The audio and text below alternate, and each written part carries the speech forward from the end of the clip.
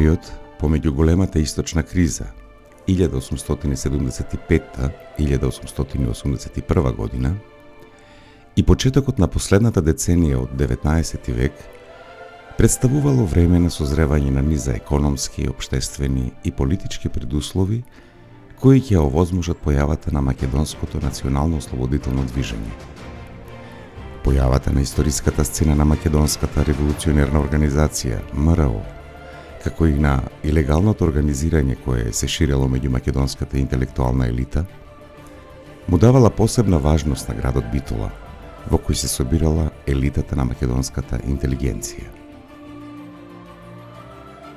Македонските интелектуалци исто така се собираат во Битола и веќе почнуваат да се формираат првите организации, меѓу кои и така наречениот Учителски сојуз, кој е формиран во 1891 година и на чие чело застанува Дамјан Груев, а тука членуваат и Лука Джеров, Неделко Дамјанов и други членови. Идејата на тој Учителски сојуз бил да ги собере македонските интелектуалци, но исто така идејата на Дамјан Груев била да се прошири дејноста на тој сојуз и да се формира една револуционерна организација која ќе прерасне во многу помасовно движење. Битола и Битолско представувале еден од главните бастиони во македонското револуционерно движење.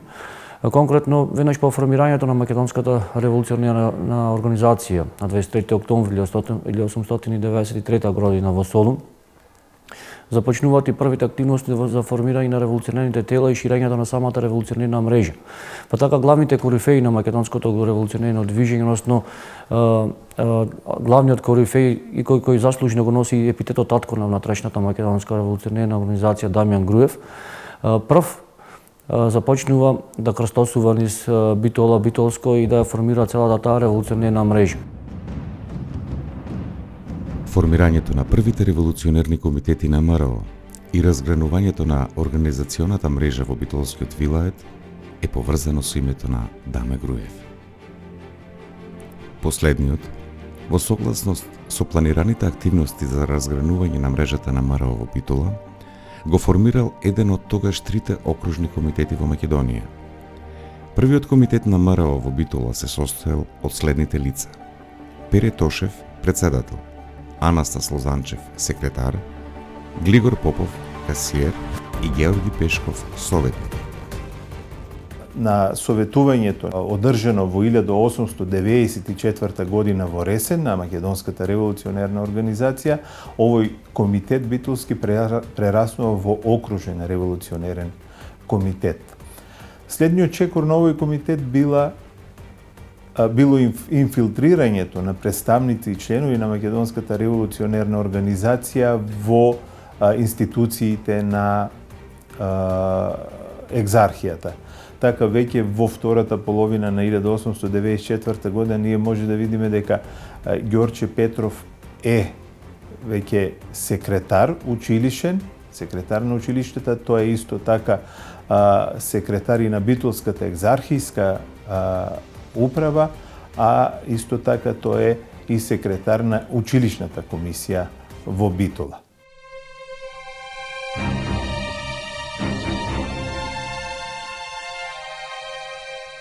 Во периодот кој следел била реализирана уште една одлука од Ресенското советување. Имено се планирало отпочнување на пропаганда со местни весници и револуционерни книги. Во таа насока, Окружниот комитет во Битола започнал да го издава хектографираниот весник на оружје. Први негови редактори биле Пере Тошев и Анастас Лозанчев, а потоа таа улога ја презел Ѓорче Петров. Посебно населбата Генемале била една од главните јадра на македонското револуционерно движење, каде што се формирале и првите револуционерни активности. Тука најповеќе имало покрстени, односно зачленети македонски христијани во редовите кои што пристапувале во редовите на македонското револуционерно движење.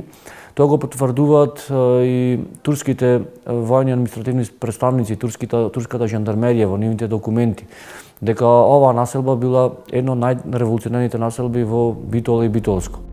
Активноста на организационите првенци во Битола била насочена и кон еснавската средина, додека Пере Тошев се насочил кон придобивање на ученици од Битолската гимназија. Една од преокупациите на Битолскиот окружен комитет била набавката на оружје и муниција. Вооружувањето било константен проблем за организацијата Битола и Битолскиот округ. Најлесно за вооружување било преку Кралството Грција, бидејќи Кралството Грција физички било многу поблиску, например, отколку Бугарија за пренесување на оружје. Од друга страна, во самото Кралство Грција во овој период се случувало модернизација на грчката армија, при што голем дел од старото застарено оружје можело да се најде, така да речеме, на црниот пазар, при што голем број македонски револуционери биле испраќани во Грција со цел да купуваат, а подоцна да го пренесуваат оружјето во Битолскиот револуционерен округ. Затоа најзаслужно, освен окружниот комитет, се тука можеме да ги спомнеме и Костурската револуционерна околја, особено заслужен за пренесување и создавањето на оној канал за пренесување на оружје од Грција во Битолскиот револуционерен округ, има голема заслуга Васил Чакаларов. Во почетниот период најзаслужен за вооружувањето на населението од градот и околината бил Гоце Делчев.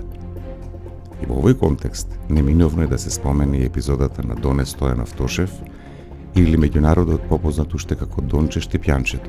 Имено, при проверката на неговиот товар на 19 април 1896 година на влезот во Битола кај црквата Света Недела, во вреките за ориз биле пронајдени бомби, набои за револвери, барут и експлозив. Само одлучното држање на Доне и преземените превентивни мерки од страна на организационите првенци не дозволило продлабочување на оваа афера. Донче Штипјанчето, како што е опеан од македонскиот народен пејач во самите песни, бил изложен на невидени мајки, на жестока репресија, бил измамачуван и тој представува символ на македонскиот непокор, бидејќи и покрај толкавата репресија, покрај толку големите измачувања, тој бил горен со вештени железа, камшикуван, измачуван, бил оставан во темни и студени зандани. Тој не предал ниту едно писмо, не предал ниту еден свој сореволуционер и со тоа ќе биде запаметен во свеста на македонското население, а и на своите сореволуционери како синоним на македонскиот непокор и истреност и борба за слободата на македонскиот народ. Кога увиделе турските власти дека Донче Штипјанчето и покрај невидените мајки и репресија и терор кој што ги спровела турската власт да признае, да предаде своји сореволуционери, да предаде револуционерната мрежа, дека од овој тврдокорен македонски деец и револуционер не може да извлечат никакви потребни информации, го осудили на 101 годишна затворска казна.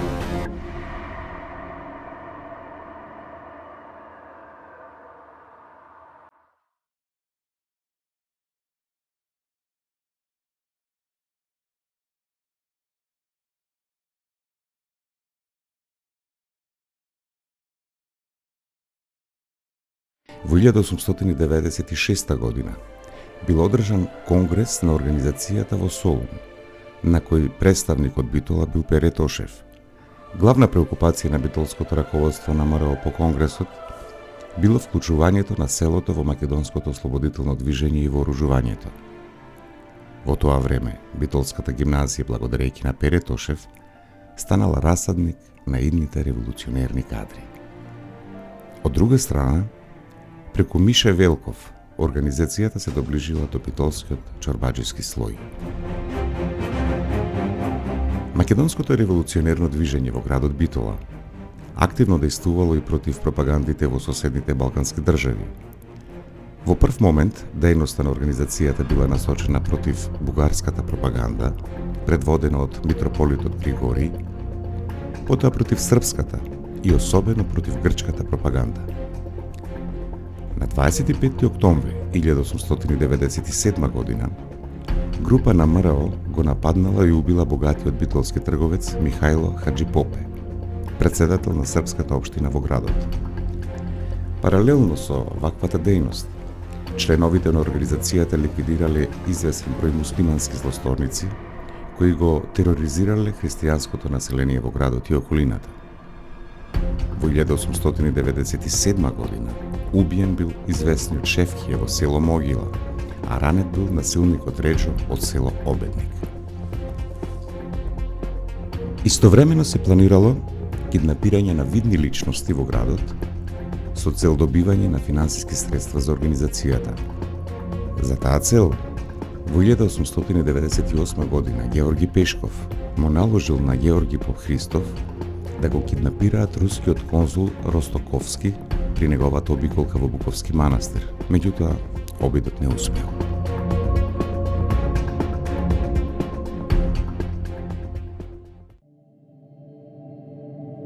Консолидирање на организационото движење во градот и по широкиот Битолски округ се случило по интернирањето на Даме Груев од Солун во Битола во втората половина на 1898 година. Груев најпрвен ги стабилизирал редовите на МРО во самиот град Битола, а потоа и како председател на окружниот комитет презел чекори за зацврстување и ширење на организационата мрежа во округот. На советувањето, одржано 1899 година во Битола во куќата на Атанас Лозанчев, се дискутира за прв пат за вооружување на комитетите на организацијата. Исто така е направена и посебна шифра со грчки букви за кореспонденција меѓу членовите на организацијата, а исто така на тоа советување е направена и анонимна, односно тајна терминологија на градовите во Македонија и на селата исто така во Македонија. Ваквата се разбира дејност на Дамје Груев и на зајакнувањето на мрежата на организацијата не можела да остане без да биде забележено од османлиските служби и набргу после тие негови сериозни активности во Битола, тој е натеран од властите да ја напушта Битола и е интерниран во своето родно село Смилево. Особено по избивањето на Попставревата афера, кога Дамјан Груев паѓа во затвор, како раководител на Битолскиот револуционерен округ, токму од самиот затвор, преку тајни шифрирани строго конспиративни писма за нов раководител на Битолскиот револуционерен округ го назначува Ѓорги Попхристов, во кој што имал голема доверба. Па така Ѓорги Попхристов е еден од главните предводници на Битолскиот револуционерен округ во предилинденскиот период. Тој ја зацврстува и зајакнува македонската револуционерна мрежа во Битолскиот округ и делува постојано, крстосува и гравитира во Битолско-Леринската револуционерна околија, во Костурската револуционерна околија, каде што врши набавка на оружје, муниција, извршува покрстување на нови членови во редовите на македонското револуционерно движење, постојано ги обиколува градските селски местни комитети и може да се потенцира дека Ѓорги Попхристов како битолски револуционер одигра круцијална улога во јакнењето на револуционерната мрежа во Битолскиот револуционерен округ, додека Дамјан Груев бил во затвор. Развојот на македонското револуционерно движење во Битолскиот округ од почетокот на 20 век се карактеризирал со разгранување на четничкиот институт, што довело до масовизирање на организацијата во округот. Од посебно значење била и Делчевата ревизија на округот од втората половина на 1901 година до првите месеци на 1902 година. Сепак, многобројните провали во округот имале негативни последици за развојот на револуционерното движење. Две од нив, поради нивната големина и масовност, заземаат посебно место. Попставревата од 1900-та и Иванчовата од 1901 година. Првата која избила во самата Битола, предизвикала тешки последици не само за движењето во градот, туку општо за целата организација. Која што се случува во летото 1900 година, имено револуционерната организација, сакајќи да се доближи до широките народни маси, почнала да собират финансиски средства од самото население. Меѓутоа, екзархијата како еден од противниците на македонското револуционерно движење била против оваа одлука за масовизирање на организацијата, при што при еден обид да се придобијат финансиски средства од Поп Ставре, истиот намерата на организацијата ја пренел на османлиските власти. На тој начин дошло до првата поголема афера во самата Битола, од кој настрадале голем број револуционерни дејци. Именно од големиот број уапсени на почетокот на провалата против 22 биле покренати обвинителни актови, 12 биле осудени, а 10 ослободени од обвинението. Меѓу осудените бил и Груев, кој најпрвен бил затворен во битолскиот затвор на издржување 10 годишна затворска казна. Едни од главните причини за големиот број провали во битолскиот револуционерен округ и бројните предавства кои што ќе се случуваат, ќе биде влијанието на соседните пропаганди кои што ќе бидат доста активни во овој период, и во предлинденскиот и во послинденскиот овој период меѓу двете светски војни. Мора да се потенцира дека во Битола и Битолско особено влијание имале српската, грчката и бугарската вооружена пропаганда, меѓутоа особено активни биле српските и грчки пропагандисти, кои во предлинденскиот период делувале преку на црковно-просветен план, а по трагичниот крај и епилог на линденското восстание српската и грчката пропаганда и нивните слуги, односно нивните приврзаници во Битола и Битолско, започнале на вооружена и активна дејност против македонското револуционерно движење и МРО како организација. И мора да се потенцира дека влијанието на соседните пропаганди биле едни од главните причини за предавствата на голем број на македонски дејци и револуционери. Во периодот кој следел, председателското место на окружниот комитет во Битола го преземал Георги Попхристов, а огромна помош имал и од новоназначениот учител Ѓорги Сугарев. Истовремено, раздвижувањата, агитацијата и масовизирањето на револуционерното движење постепено ја доживувало својата кулминација, која била кронисана со Илинденското восстание од 1903 година. Во тој период се формираат и првите организациони чети во Битола и Битолско, не само во овој район, туку во целиот Битолски окружен комитет, а се започнува и со организациона агитациона работа, односно вклучување на целокупното население во организационото движење и се објаснувале целите на организацијата меѓу самото население. Се идело од село во село, од населба во населба, се формирале голем број на местни, селски, градски комитети, се со цел да се подготви населението за настаните кои следеле, односно планираното восстание што се случило подоцна во 1903 година. Општиот конгрес на МРО од јануари 1903 година и потоа Конгресот на Битолскиот револуционерен округ во селото Смилево од мај истата година ги определиле на тамошните правци на делување на македонското ослободително движење.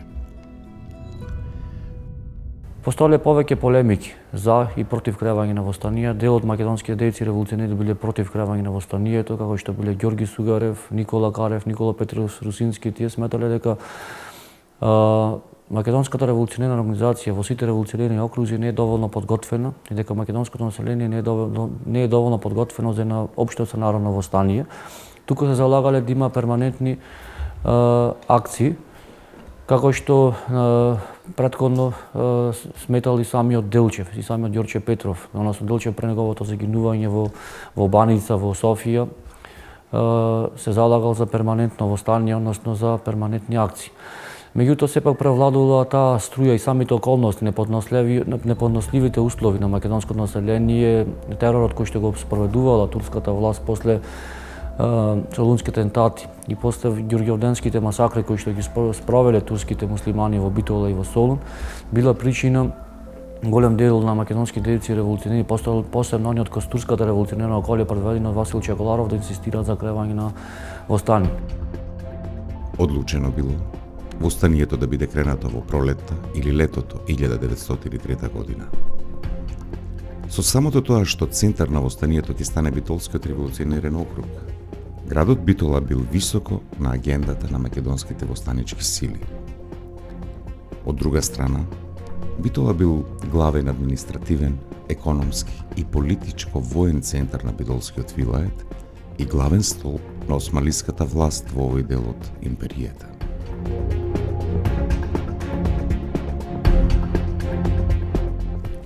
по Смилевскиот конгрес најзначајните представници на ВМРО во градот Битола или преминале во илегала, или пак го напуштиле градот и заминале во неговата околина и се приклучиле кон востаничките чети.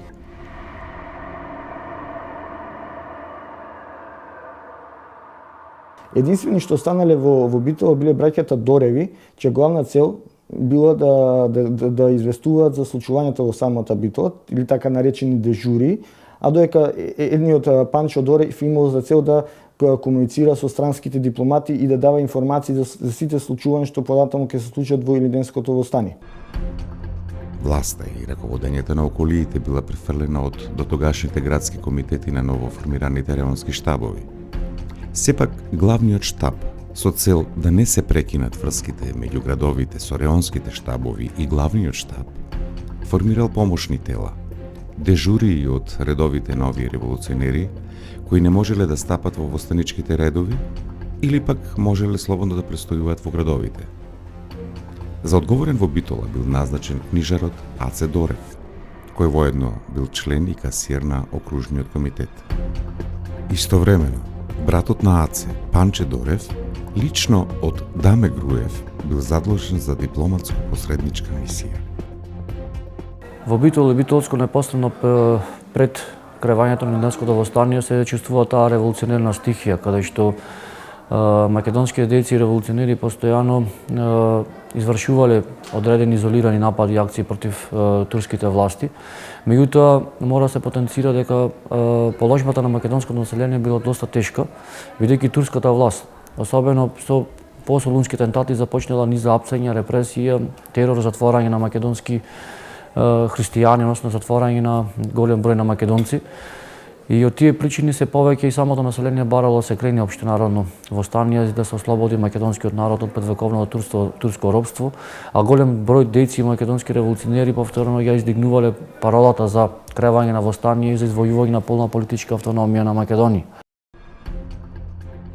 Средно пред востанието било забележено зголемено раздвижување во самиот град и имало групни излегувања од градот во околните планини, каде се приклучувале кон востаничките сили. Така, британскиот конзул во Битола, Макгрегор, забележал дека излегувањето на млади луѓе во групи станувало се позабележително. Исто така дел од учениците од револуционерниот кружок на Битолската гимназија вежбале пукање, а биле решени по завршувањето на школската година да излезат со оружје во планина, каде би формирале посебна востаничка чета. Меѓутоа, биле разубедени од окружните раководители да не преземаат таков чин. Под раководство на Ѓорги Сугарев во реонот на Пелистер биле складирани жито, брашно, сол, биле изградени фурни во планините, а во околните села се изработувале опинци, се лееле куршуми и така натаму. Во Битола било изработувано и знамето на главниот штаб на востанието. Анастас Лозанчев ја дал текстуалната содржина, а знамето било извезено од неколку битолски учителки според нацртот на матурантите Арсене Јовков и Драган Зографов. Според сеќавањата на Јовков, со големи старословенски букви била испишана девизата «Слобода» или «Смрт», а под неа биле наредени имињата на востаничките реони. Илинденското востание избувнало на верскиот празник Свети Илија на 2 август 1903 година. Битолската околија била поделена на 3 востанички реони – Ѓавато, Був и Битолско поле. Реонот Ѓавато се состоел од 2 подреони – Пелистерски, под команда на Ѓорги Сугарев, и Смилевски, со кој раководел самиот главен штаб. Најголем успех во овој реон било ослободувањето на селото Смилево, кое живеело слободно од 4 до 27 август.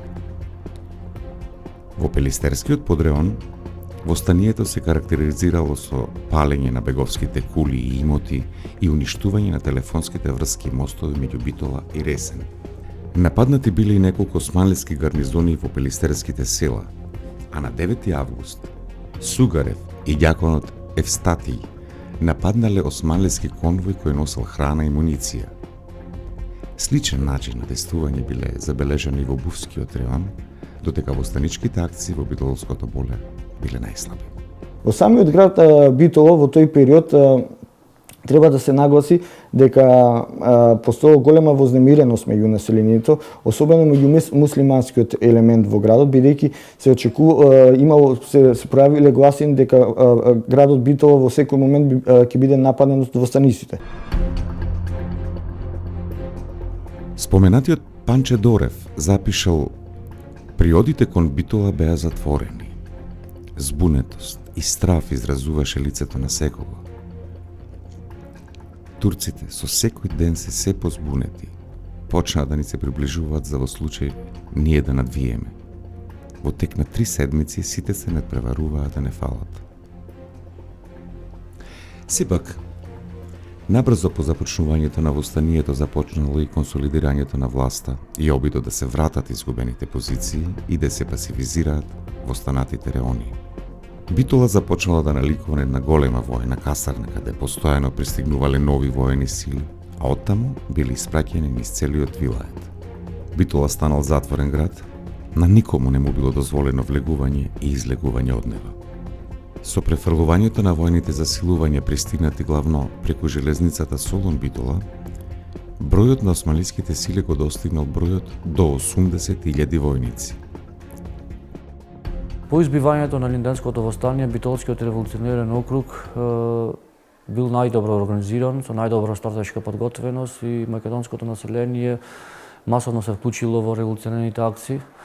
Востаничките акции биле најголеми во Битолскиот револуционерен округ, конкретно во Битол и Битолско, и на самиот Смиленски конгрес за главен предводник на востаничкиот штаб, односно за начелник на подпилистерскиот район бил избран војводата Ѓорги Сугарев, кој што во Битола и Битолско во вирот на Линденското востание прикажал голема и фанатична борба во борбата против турскиот аскер и Башибузо, конкретно во битките кај Ѓавато. Тој се издигнал како доста добар воен стратег и доста добар воен подготвувач на македонската револуционерна борба во Битола и Битолско. Тој прикажал голема и фанатична борба во вирот на Линденското востание и големи битки се водели во подпилистерските села, каде што му бил нанесен и тежок удар на турскиот аскер и Башибузо.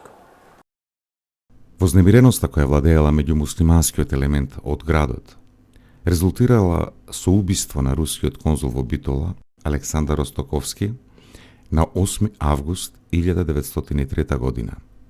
Рускиот конзул, кој бил во придружба на Крсте Петков Мисирков, учител на неговите деца, враќајќи се во градот од Буковскиот манастир на влезот во Битола, влегол во расправија со османлиски стражари кои одбиле да го поздрават. Во кавгата која следела, еден од османлиските војници смртно го погодил конзулот, додека Мисирков се спасил легнувајќи на земја. Овој настан предизвикал вознемиреност и напнатост меѓу дипломатските представници на останатите држави, како и меѓу христијанското население во Битола. На 8 и 9 август се случила една вистинска анархија. Почнале да се слушат најразлични гласини дека ќе се случиле повторно атентати во Битол, како што се случиле исти такви атентати во Солун пред неколку месеци, односно познатите солунски атентати. Едноставно во периодот од неговото загинување па до неговото испраќање на неговото тело во Битол бил воведен еден вид полициски час. Започнале да се шират гласини дека ќе бидат направени големи атентати во самиот град, уште поголеми од оние кои биле направени во истата година во април месец во Солун, односно познатите солунски атентати.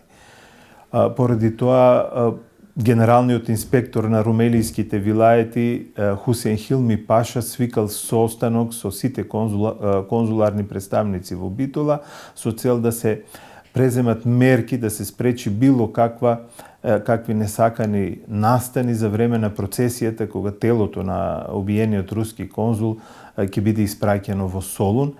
И навистина биле преземени сериозни безбедносни мерки, при што сета улица по која се движела процесијата била затворена за движење, сите дуќани и куќи кои се наоѓале на улицата биле затворени, сите споредни улички исто така биле затворени, прозорците на куќите морале да бидат затворени. На тој начин бил направен еден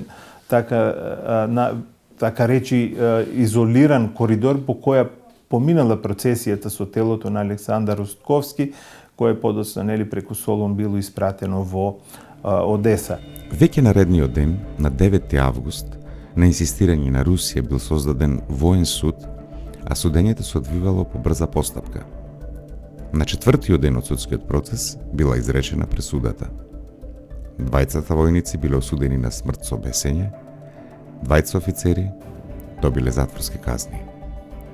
Екзекуцијата била јавна и била извршена на истото место каде што се случило убиството на рускиот конзул. Набрзо, Илинденското востание било задушено, предизвикувајќи тешки демографски и економски последици за Битола и незината околина. После задушувањето на Илинденското востание, Битол доживува, како и поголемиот дел од битолскиот револуционерен округ, голема стагнација. Голем број села околу битолскиот округ биле опожарени. Голем број на бегалци од околните села се прибрале во Битол. Битол бил еден голем бегалски камп. Завладееле голем број на болести. Немало храна, населението останало без храна. Треба да се нагласи дека во овој период многу е значено дека на местното македонско население притекнало на помош голем број на хуманитарни организации пред се од Западна Европа, од Велика Британија, каде што доаѓале и нуделе секако вид на помош, од медицинска храна за сместување, облека и слични работи. Бранот на бегалски маси кој што постојано мигрирал за Бугарија бил најголем од битолскиот вилат и битолскиот револуционерен округ, бидејќи од мазничките акции на турските власти биле најголеми и најприсутни тука. Исто така мора да се потенцира дека македонската револуционерна организација во битолскиот револуционерен округ во овој период била доста разнишана. Меѓутоа, најтврдокорните дејци револуционери од Битола, Битолскиот и воопшто од битолскиот револуционерен округ останале во внатрешноста на округот, со македонското население започнале повторно да вршат консолидација на револуционерната мрежа за отпочнување на нова револуционерна борба против турската власт и против заселените пропаганди кои што ќе бидат доста активни по Илинденското востание. Па така, најтврдокорните македонски дејци револуционери кои што биле корифеот Дамјан Груев, Павел Христов, Ѓорги Сугарев, Александар Турунџев, Ѓорги Поп Христов останале во внатрешност на битолскиот револуционерен округ и започнале да вршат консолидација во замновување на револуционерната мрежа. Тие постојано се движеле и агитирале околу македонското население во Битола, Битолско, Костурско, каде што делувале четите на војводите Васил Чекаларов, Пандо Кљашев за возобновување на револуционерната мрежа и извојување на една нова борба против турската власт, извојување на полна политичка автономија на Македонија.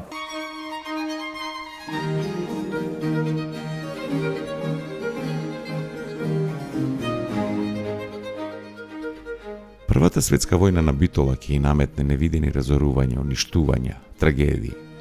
Како резултат на ваквата долгогодишна војна состојба, градот започал да наликува на град Сениште. Град кој сиот свој сјај за само неколку години го заменил со вечна темнина. И град кој сиот свој бурен живот го заменил со смрт.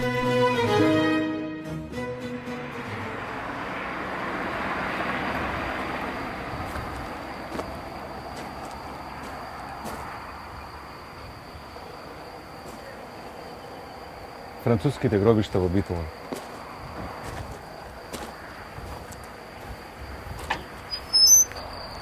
Битола станала гробница за стотици и илјадници војници. Сите тие наоѓајќи ја својата смрт во Битола, тука го нашли своето вечно почивалиште. Ова е местото каде што во Првата светска војна се бореле германци, французи, руси, бугари, Срби. Тука се бореле многу народи. Ова е Сремскиот фронт.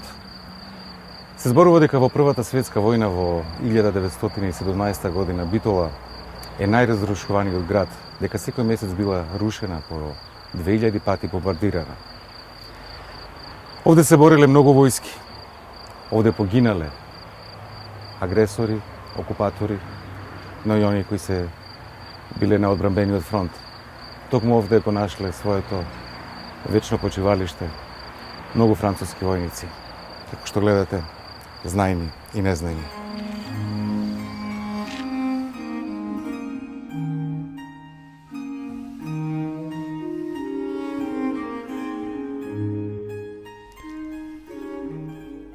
Од еден од најзначајните балкански градски центри, градот, почнувајќи од балканските војни, па до крајот на Првата светска војна, се претвора во град страшилиште. Речиси потполно разрушен, со огромен број на жртви и уште поголем број на бегалци, трајно заминати. Значи, веќе спомнав дека Првата светска војна е всушност крајот на она битола за која што зборуваме, крајот на еден град кој можеше да биде многу важен центар на Балканот, крајот на еден град кој е сместен на средината од еден од најважните патишта што спојува две мориња. Битола е наречен Балкански Верден, бомбардиран е скоро секојдневно, голем дел од населението всушност останува без домови, голем дел од населението е погубено, уништено, исчезнато, така да после Првата светска војна градот е едно малечко градче од 10.000 жители кое воопшто не се сеќава за своето минато. Крајот на Првата светска војна не донесли ништо подобро за луѓето. Повторно се повторила истата приказна. Како во вечниот круг на пеколот, едната власт заменета со друга полоша од претходната. И така во недоглед. Во кралството СХС Битола е еден вид на многу парадоксален простор, бидејќи покрај тоа мало население кое живее крајно бедно, заедно со евреите, власите и македонското население и така натаму, во Битола доаѓа една поголема група на руска емиграција, белогардејци кои формираат руска колонија. Кралството СХС, под чија власт потпаднал вардарскиот дел на Македонија, трудејќи се да го наметне својот етнички и културен идентитет врз македонското самобитно население, само ја влошувало состојбата. Како што растеле апетитите на сојузниците, растели тензијата. Повторно на градските порти по само 20 години затропала нова војна. Оваа, втората, уште пострашна од првата. Со капитулацијата на кралството Југославија во април 1941 година, широко им биле отворени вратите на новите окупатори. Повторно истата наизменична смена на окупаторите, како тоа да е една вековна неминовност во која и нема крај. Србите протерани, а на нивно место нови окупатори, фашисти, германци и бугари. Пак истите обиди за наметнување на туѓ идентитет и култура и обид за повторно етничко безобличување на населението. Бугарски училишта, бугарски читални, бугарски списанија и се со една иста цел – општа бугаризација на населението. Појавата на Комунистичката партија на Македонија и активностите кои таа ги спроведуваше во 4 години колку што траеше Втората светска војна, беа единствената светла точка која можеа да ја видат луѓето и која сосема разбирливо се обидуваат да ја достигнат. Покрај сите патила кои беа секојдневие во Битола со десетици години, сепак едно утро ја доведе најголемата човечка катастрофа, кој еден рационален ум и кој едно човечко битие не би можело ни да ја замисли. Ни сите пеплишта и рушевини, ни зреките со крв, едно мартовско утро во 1943 година зачекорија од сон разбудените 3269 битолски евреи.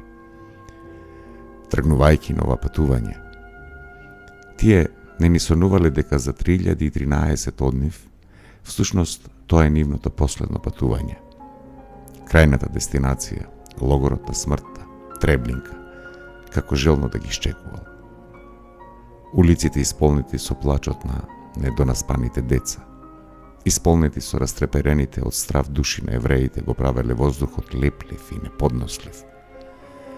Од околните прозорци дзиркале очите на љубопитните, но и на оние кои скривајќи ги пријателите во своите домови, проверувале дали се откриени во своите намери.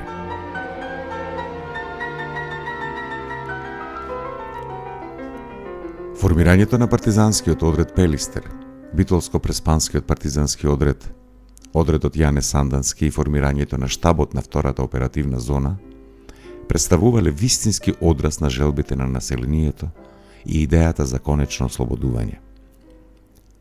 Во Втората светска војна Битола ќе даде голема и многу значајна енергија во борбата со фашизмот целосно, формирајќи бројни партизански одреди, во чиј состав ќе влезат партизани, ќе влезат евреи, ќе влезе население кое ја обележува таа космополитска ситуација на градот. Битола е град и на херои. Зад секое спуштено резе, како да се затворал еден живот, како да умирала и последната надеж. Сепак, истрајноста во обидите и непокорот на населението, исчеличени во долгите децении на надчовечки страдања, му овозможило да ја дочека и преживее и последната година од војната.